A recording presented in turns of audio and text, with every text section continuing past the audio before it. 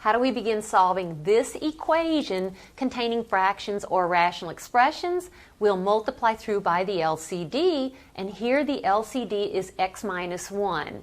Now don't forget that each term must be multiplied by x minus 1 in order to keep the equivalency. So it's x minus 1 times the first term x, and then minus x minus 1 times this term, 14 over x minus 1, is equal to x minus 1 times 4. Every single term is multiplied by x minus 1. So x minus 1 times the last term, 2x over x minus 1. And now let's see what happens. Here I have x times x minus 1. I'll just rewrite that. X times x minus 1. Here the x minus 1's divide out. Now be careful, that's minus 14 then, is equal to, I'll have 4 times x minus 1. I'll work on that in just a moment. And then these x minus 1's divide out, and I have minus 2x.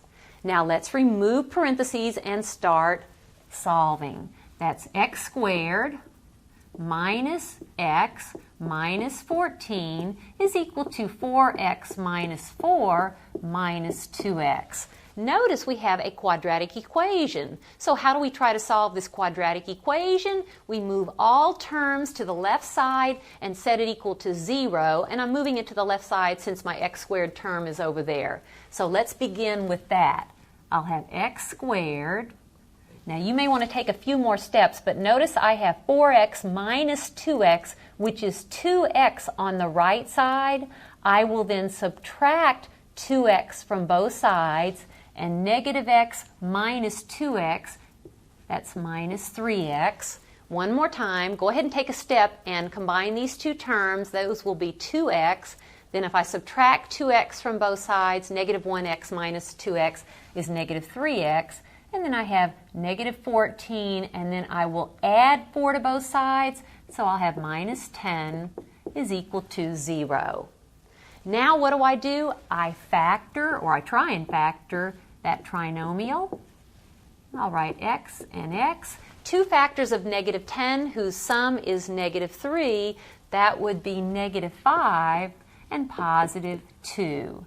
And then remember, once we've factored on one side, we have 0 on the other side, we set each factor equal to 0, or x plus 2 is equal to 0.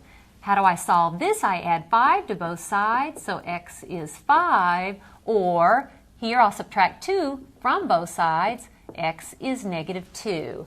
Now let's double check, but so far we have two proposed solutions, 5 and also negative 2.